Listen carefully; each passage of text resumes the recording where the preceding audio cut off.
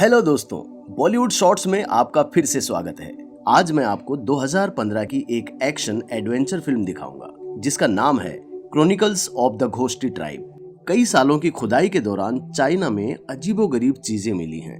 हड्डियों से लेकर हजारों साल पुराने शरीर और त्वचा और मांस जो किसी ज्ञात प्राणी के नहीं है, डायनासोर के भी नहीं। इसमें शामिल वैज्ञानिकों में से एक है प्रोफेसर यांग सियालिन, जिन्होंने रहस्यमय खोजों के लिए 1978 में एक टीम बनाई जिसका नाम रखा पोस्ट 749। अब 1979 है और हु बाई खुदाई में कड़ी मेहनत करने वाले कई सैनिकों में से एक है। काम थका देने वाला होता है और वो अक्सर भारी थकान से गिर जाता है, लेकिन प्रोफेसर की बेटी यांग पिंग हमेशा उसका साथ देती है। जब हु बाई पहली बार उससे मिला था तो उसे लगा था कि वो लंबे समय से उसे जानता है। उन दोनों को एक साथ देखकर उसके दोस्त कांग सुन को जलन होती है। जब टीम एक अज्ञात जानवर की विशाल खोपड़ी को गुफा से बाहर निकालती है तो गुफा हिलना शुरू कर देती है और अचानक उसमें विस्फोट हो जाता है, जिससे उनका पूरा कैंप नष्ट हो जाता है।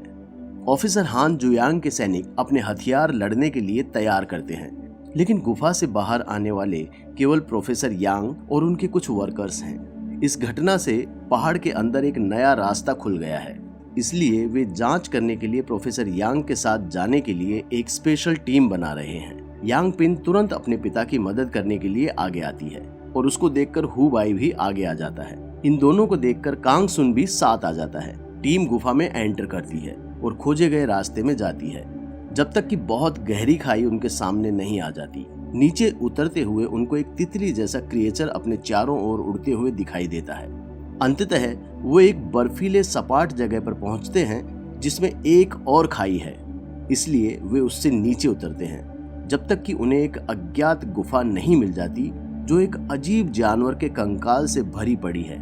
थोड़ी देर इधर उधर भटकने के बाद उन्हें निकलने का रास्ता मिलता है, जो कि बिल्कुल विपरीत है उस पहाड़ी से जिससे उन्होंने प्रवेश किया था। वहां उनको बर्फ पर एक पंजे का छाप मिलता है। उसी वक्त ऑफिसर हांग और उसकी टीम के बाकी सदस्य पहाड़ के प्रवेश द्वार पर एक दरवाजा बना देते हैं और दूसरी ओर प्रोफेसर यांग और उसके लोग उस जानवर को खोजने के लिए पंजों के निशान के पीछे जाते हैं जो उनके पास ही है।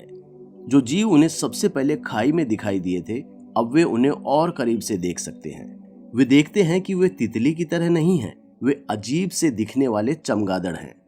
जब वे चमगादड़ कोट पर उतरते हैं तो कुछ नहीं होता, लेकिन एक सैनिक अपने नंगे हाथ से एक चमगादड़ को पकड़ लेता है और ये उसकी सबसे बड़ी गलती साबित होती है।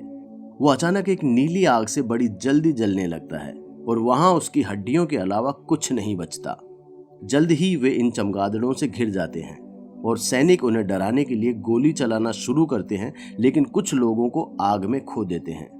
गोलियों की आवाज से विशाल जानवर डर जाता है और वो दूर भाग जाता है, लेकिन आवाज की वजह से बर्फ का पहाड़ टूट जाता है। सब लोग पहाड़ के नीचे भागना शुरू कर देते हैं और बर्फ कई सैनिकों को निगल जाती है।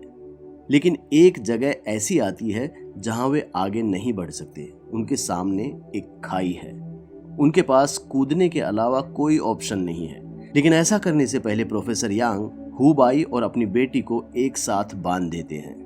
दोनों गिरते हैं और उनकी रस्सी बर्फ के टुकड़े में फंस जाती है। इधर उधर एक दो बार झूलने के कारण घर्षण होता है और इस कारण रस्सी टूट जाती है और दोनों नीचे गिर जाते हैं। महीनों बाद भी ट्रेन में सफर करते हुए हु बाई को ये समझ नहीं आता कि वो इतनी ऊंचाई से गिरने के बाद कैसे बच गया।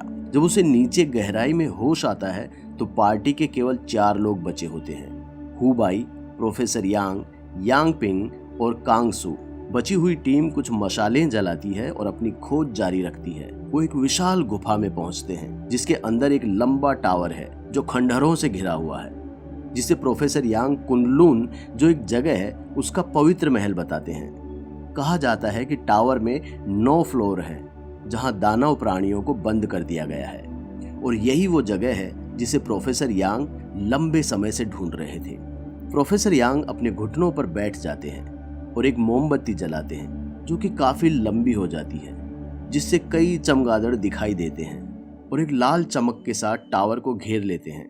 प्रोफेसर यांग का मानना है कि हु बाई और उनकी बेटी टावर का दरवाजा खोल सकते हैं, इसलिए वो उन्हें भेजता है। और जब वे हाथ में हाथ डालकर चलते हैं तो प्रोफेसर की बात सच साबित हो जाती है। दरवाजा खुलता है और टावर की चोटी पर एक रोशनी दिखाई देती है जो उस कमरे में आत्माओं को बुला रही है। लेकिन ये सब अचानक बंद हो जाता है जब कांग सुन मोमबत्ती बुझा देता है, क्योंकि शैतान के दरवाजे खोलने का विचार उसे अच्छा नहीं लगता। गुफा ढहने लगती है, इसलिए चट्टानों और चमगादड़ों से बचने के लिए गुफा से भागने लगते हैं। कांग सुन बाकी तीनों को बचाने के लिए मर जाता है ताकि उसके दोस्तों को भागने का समय मिल सके। हालांकि अभी भी चमगादड़ों का एक झुंड प्रोफेसर हु बाई और उनकी बेटी यांग पिंग के पीछे उड़ रहा है। उन्हें एक एग्जिट मिलता है, लेकिन ये एक ऊंचे झरने के पीछे का एक किनारा है। चमगादड़ उन तक पहुंच जाते हैं और जैसे ही हु बाई एक मशाल के साथ चमगादड़ों से लड़ने की कोशिश करता है, वे उसे काट लेते हैं और उसके कंधे पर आग लग जाती है। यांग पिंग उसे किनारे से धक्का दे देती है ताकि पानी में गिरने से आग बुझ जाए और वो और उसके पिता भी जल्दी ही पानी में कूद जाते हैं। हु बाई और यांग पिंग एक दूसरे को पानी के अंदर पाते हैं, लेकिन जल्द ही एक बहुत बड़ा डायनासोर जैसा क्रिएचर उनको अलग कर देता है और यांग पिंग को अपने मुंह में पकड़कर उसे गहरे समंदर में ले जाता है। हु बाई बाहर निकलकर वापस बेस पर आ जाता है जहां उसके कंधे का इलाज किया जाता है और ऑफिसर हान बताता है कि उसने यांग पिंग और प्रोफेसर को छोड़कर बाकी पूरी टीम की डेड बॉडीज को ढूंढ लिया है। हु बाई ही सिर्फ जिंदा बचा है। हु बाई ये जॉब छोड़कर घर लौटने का फैसला करता है। हु बाई एक रेलवे स्टेशन पर उतरता है, इस बात से अनजान कि अफसर हान और वैज्ञानिक चेन डोंग उसे ढूंढ रहे हैं। फिर रेलवे स्टेशन पर हु बाई अपने एक नए मालिक मिस्टर वांग से मिलता है जो उसको अपनी लाइब्रेरी में जॉब दे देता है। अब वर्ष 1982 है। मिस्टर वांग एक दिन हु बाई को अपने साथ पास के रेस्टोरेंट में लंच पर ले जाता है, जहां हु बाई अपने बचपन के दोस्त से मिलकर चौंक जाता है जिसका नाम वांग काइजुआन है, जो एक सिंगर के रूप में काम करता है। लाइब्रेरी में काम करते हुए हु बाई को प्रोफेसर यांग के रिसर्च की एक किताब मिलती है जिसमें डेमोन टावर का एक चित्र भी शामिल है, जिससे ये महसूस होता है कि इसे खोलना हमेशा प्रोफेसर का लक्ष्य रहा होगा और प्रोफेसर ये भी जानता था कि हु बाई और यांग पिंग ये कर सकते हैं। यही वजह थी कि उन्होंने उन्हें एक साथ और सुरक्षित रखने की कोशिश की थी। इस बीच पोस्ट 749 में जहां हु बाई काम करता था, एक जीवित लड़की ताबूत के साथ मिलती है जो बिल्कुल यांग पिंग जैसी दिखती है, लेकिन खुद को शिरले कहती है। उसके पास कुछ पावर्स भी हैं जिन्हें वो कंट्रोल नहीं कर सकती, इसलिए अभी के लिए उसे बंद करके निगरानी में रखा गया है ताकि उसका इलाज हो सके। नेक्स्ट सीन में हु बाई को दिखाते हैं जिसे लाइब्रेरी में प्रोफेसर यांग की किताबें लगातार मिलती जा रही हैं, जिसमें उसके लिए खास पेज मार्क्ड किए गए हैं। उन किताबों को पढ़ने से हु बाई को डेमोन टावर के पीछे की कहानी को समझने में मदद मिलती है।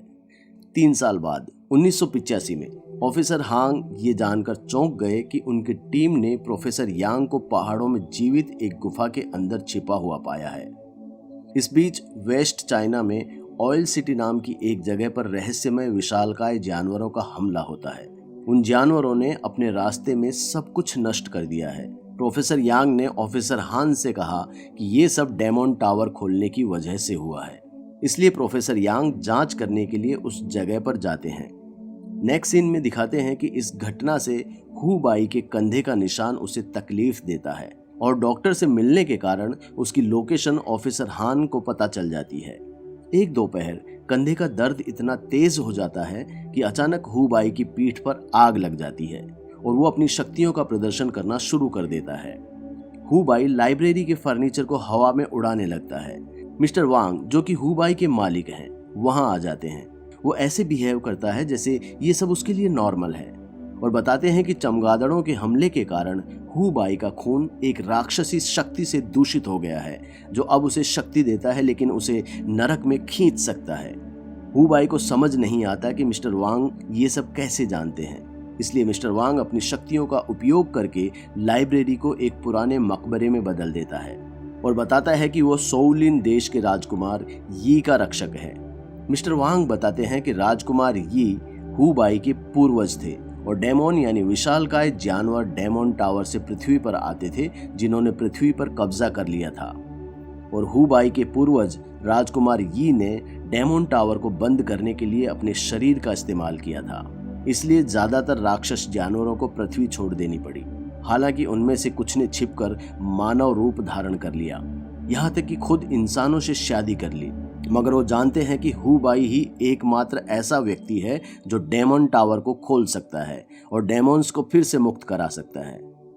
पोस्ट 749 में ऑफिसर यांग ये जानकर गुस्से में है कि उनकी टीम ने प्रोफेसर यांग को खो दिया है, लेकिन अचानक उसी समय ऑफिसर हान को ये पता चलता है कि शिरले जाग गई है और दावा करती है कि उसकी यादें वापस आ गई हैं। इसलिए वो अपने पिता की तलाश में हु बाई के साथ जाना चाहती है।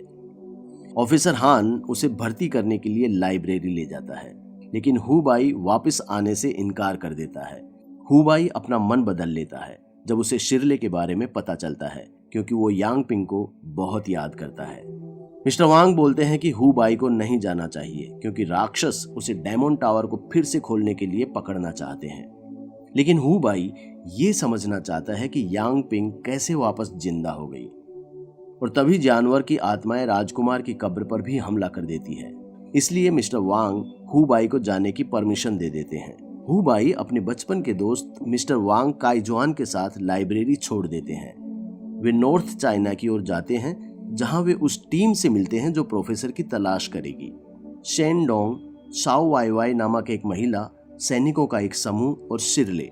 हु बाई जब यांग पिंग को देखता है तो उसका रोना बंद नहीं होता, लेकिन यांग पिंग को हु बाई का सिर्फ नाम याद है। वो हु बाई को बोलती है कि वो उसे यांग पिंग के बजाय शिरले पुकारा करे। दल ऊंटों के सहारे रेगिस्तान में यात्रा करता है। कुछ दिनों की शांति के बाद अचानक वे खुद को एक रेतीले तूफान में पाते हैं, इसलिए वो उससे पीछा छुड़ाने के लिए जितनी जल्दी हो सके उतनी तेजी से भागते हैं। वो ऑयल सिटी में एंटर करते हैं, लेकिन उनको ये नहीं दिखता कि एक शील्ड तूफान को सिटी के अंदर आने से रोक रही है। जब वे एक सुरक्षित एरिया में उतरते हैं तो उन्हें पता चलता है कि उनके भागने के दौरान उन्होंने हु बाई के दोस्त वांग काइजुआन के साथ 3 और लोगों को खो दिया है। एक दूसरी टीम जो तूफान में खो गई थी अभी भी अपने ऊंटों के बिना रेगिस्तान के बीच में है, इसलिए वे एक कुएं तक पहुंचने की कोशिश करते हैं जो उनको दूर से दिखाई देता है। तभी अचानक एक राक्षस जानवर उन पर हमला कर देता है। जैसे ही वे भागते हैं वे अलग हो जाते हैं और राक्षस जानवर एक सैनिक को मार देता है और बाकी टीम कुएं तक पहुंचती है जहां एक दूसरा जानवर है। ये जानवर वांग काइजुआन और एक सैनिक को छोड़कर सभी को मार डालता है। वांग काइजुआन और एक बचा हुआ सैनिक एक साइकिल से ऑयल सिटी पहुंचते हैं जहां वे बाकी टीम से मिलते हैं, जिन्हें खोज में मलबे और डेड बॉडीज के अलावा कुछ भी नहीं मिलता। राक्षस जानवरों के बारे में सुनकर हु बाई वापस जाना चाहता है, लेकिन चेन डोंग और शिरले अपने मिशन को पूरा करना चाहते हैं। उसी समय अचानक राक्षस उन्हें ढूंढते हुए उनके पास आ जाते हैं और टीम लड़ने के लिए हथियार ले लेती है और पहले जानवर को गोली मार देती है। उनको लगता है कि ये जानवर मर गया है, इसलिए वे दूसरे राक्षस जानवर का पीछा करते हैं, लेकिन जब वे मुड़ते हैं तो पहला वाला वहां से भाग गया होता है। जब टीम जानवरों से लड़ रही होती है, शिरले एक वीरान स्कूल के अंदर भाग जाती है और हु बाई उसका पीछा करता है। वहां वो जमीन में एक छेद देखते हैं जिसमें हु बाई घुस जाता है। ये एक सुरंग है जो उसे राजकुमार की कब्र तक ले जाती है। वहाँ एक दानव भी है जो हु बाई को धक्का देता है और उसे बेहोश कर देता है।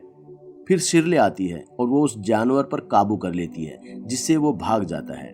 फिर वो हु बाई के बेहोश शरीर को ताबूत में ले जाने के लिए अपनी शक्तियों का उपयोग करती है, जिसे वह जाने से पहले बंद कर देती है।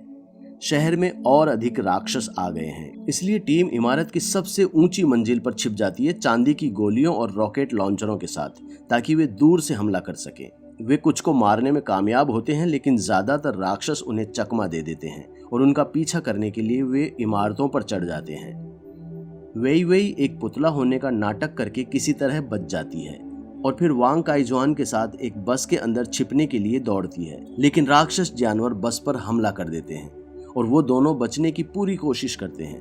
हु बाई ताबूत के अंदर से उठता है और बाहर निकलने की कोशिश करता है, लेकिन वो देखता है कि कुछ जादुई हो रहा है। उसके घाव बहुत जल्दी बंद हो रहे हैं। फिर हु बाई खुद को अंधेरे से गिरते हुए डायमंड टावर के सामने पाता है। वहाँ हु बाई को समझ में आ जाता है कि यांग पिंग के साथ क्या हुआ है। जिस जानवर ने उसे पकड़ लिया वो उसे गुफा में ले आया और फिर आग पर गिरा दिया, जिससे दानवों की रानी, जिसका नाम शिरले है, यांग पिंग के शरीर में घुस जाती है। अब राक्षसों को शिरले कंट्रोल कर सकती है और उन्हें शहर में छोड़ रही है। हु बाई राक्षसों की रानी की आत्मा से बात करने के लिए डायमंड टावर के पास जाता है और राक्षसों की रानी हु बाई को डायमंड टावर खोलने के लिए कहती है और अगर उसने ये बात मान ली तो हु बाई को यांग पिंग वापस मिल जाएगी। लेकिन हु बाई डायमंड टावर खोलने से मना कर देता है और रानी उसे वापस शहर भेज देती है। हु बाई अपने दोस्तों को बचाने के लिए बस पर हमला करते हुए जानवर को मारता है, लेकिन वो चांगडोंग के बारे में कुछ नहीं कर सकता जो एक छत के किनारे पर लटका हुआ है। राक्षस हु बाई के पीछे आते रहते हैं, लेकिन शिरले को डायमंड टावर का दरवाजा खोलने के लिए हु बाई की जरूरत है, इसलिए वो उसके बचाव में कूद जाती है। जानवरों को दूर करने के लिए एक कार उन पर फेंकती है। हु बाई शिरले की आंखों में देखता है और महसूस करता है कि ये यांग पिंग को कभी वापस नहीं ला पाएगा। वो उसे 3 बार गोली मारता है, जिससे सभी राक्षस गायब हो जाते हैं और डायमंड टावर टूट जाता है। मरते हुए शिरले हु बाई को बताती है कि सिर्फ एक हु बाई ही था जो उसे मार सकता था और शिरले बेहोश होने से पहले उसे चूम लेती है और वापस यांग पिंग में बदल जाती है। हु बाई उसकी मौत पर रोता है, लेकिन यांग पिंग अचानक बोलती है कि वो उसे एक बार और देखकर कितनी खुश है, इसलिए हु बाई उसका शरीर राजकुमार के ताबूत में ले जाता है, यांग पिंग को ठीक करने की उम्मीद से। हु बाई उसके अंदर लेट जाता है और जैसे ही वो उसके माथे को अपने माथे से छूता है, उसकी यादें हु बाई को दिखाई देती है। यांग पिंग के पास बचपन से ये शक्तियां थीं, लेकिन उसकी माँ ने उन शक्तियों को यूज करने से मना कर दिया था। जब यांग पिंग ने अपनी माँ को नीली आग में जलते हुए देखा था, तब वो समझ गई थी कि उसकी माँ उन राक्षसों की वंशज थी जिन्होंने मानव रूप धारण किया था और एक इंसान से शादी की थी। यही कारण है कि प्रोफेसर यांग अपने पूरे जीवन डायमंड टावर पर शोध कर रहे थे। उन्हें उम्मीद थी कि एक दिन वो अपनी बेटी को बचा पाएंगे। गुफा में उनके गिरकर बचने का एकमात्र यही कारण था कि यांग पिंग ने अपनी शक्तियों से उन सभी को जिंदा किया था। ताबूत यांग पिंग को जिंदा नहीं कर सकता, क्योंकि ये शक्ति सिर्फ यांग पिंग के पास थी और मरते हुए यांग पिंग हु बाई से कहती है कि वो उससे बहुत प्यार करती है और अपने पिता को ढूंढने के लिए हु बाई को कोशिश करने के लिए कहती है। हु बाई उसकी इस इच्छा का सम्मान करता है और ऊंटों पर अपनी टीम के साथ रेगिस्तान छोड़ देता है। तभी एक विशाल जानवर उसे दूर से देख लेता है। इस तरह के और वीडियोस देखने के लिए हमारे चैनल को सब्सक्राइब करें, नोटिफिकेशन ऑन करें और चैनल को मदद करने के लिए लाइक करें। ये वीडियो देखने के लिए धन्यवाद।